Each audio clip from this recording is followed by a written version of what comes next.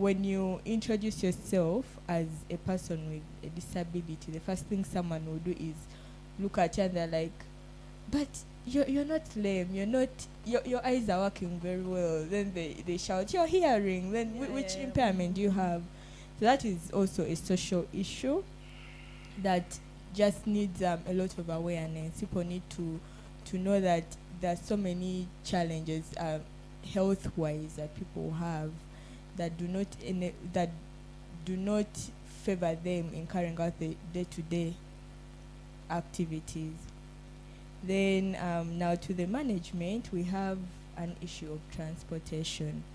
The students usually have activities outside the university, and getting the transportation that is suitable for them is quite challenging, and this is something that the Vice Chancellor promised to work on, and hopefully it will be received in the 91st government, or that's something that the next minister and GRCs need to follow up on, as I will also continue following it up. Then the lecturers handling students with disabilities.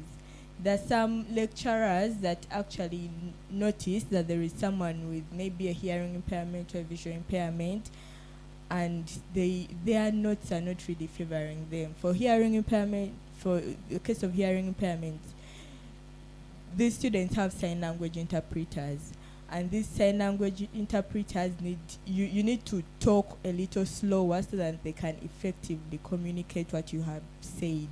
Instead, these lecturers sometimes rush, and the interpreter will just interpret what he remembers to have had. Yeah. Mm-hmm. The visual impaired students, the notes, the presentation notes or slides have small letters, and it's hard for them to see. And even in colleges like CHS, we don't even have anything like a braille machine. Okay. And anyways, I've not seen any visually impaired student at CHS, but that's something we look forward to. Then reporting cases and counseling for students with disabilities. This mostly affects students with hearing impairments.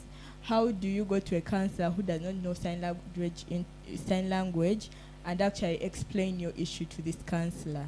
Okay. This counselor will need an interpreter, and now that confidentiality, I think there is now an issue with that. In case I've maybe been raped, I wouldn't want my interpreter to know. I would want to talk to the counselor alone, directly. And I wouldn't want to just write on paper and we communicate that way. So that is something that also needs to be followed up on. Thank you.